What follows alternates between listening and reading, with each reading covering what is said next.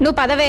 ఏంటి ఈ అమ్మాయి మనసులో మాట కనిపెట్టేయగలుగుతుంది? నేను ఆలోచన మాత్రమే పసిగట్టగలను, ఈ పిల్ల మనసులో మాట కూడా కనిపెట్టి చెప్తుంది. అవునే ఉమా, నీ చెల్లెం చేస్తుంటదే? అది ఉదయం నుంచి సాయంత్రం వరకు ఎప్పుడు గ్యాప్ దొరికితే అప్పుడు యోగా చేస్తూనే ఉంటది.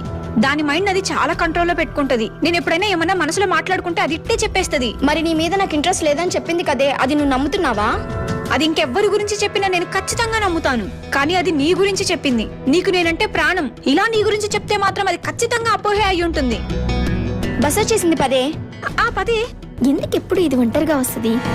వాళ్ళ బావతో రావచ్చు కదా, నాకు చూసినట్లు ఉంటది. అలాగే వాళ్ళ బావ కూడా నన్ను చూసి షాక్ అవుతాడు. ఎవరి బావ కోసం వెయిట్ చేస్తున్నావా అక్క? ఎందుకు ఎప్పుడు నువ్వు సడన్ గా వచ్చి షాక్లు ఇస్తుంటావు? కాదు కాదు కాదు, మీరు అనుకోకుండా నేను వచ్చాను కాబట్టి మీరు షాక్ అయ్యారు. మనం ఏదైనా దీర్ఘ ఆలోచనలో ఉండి దాని మీద పూర్తిగా నిమగ్నమై ఉన్నప్పుడు అది ఒకవేళ వ్యామోహమే అయితే చిన్న వినికిడి విన్నా చాలా భయపడతారు. అవునా?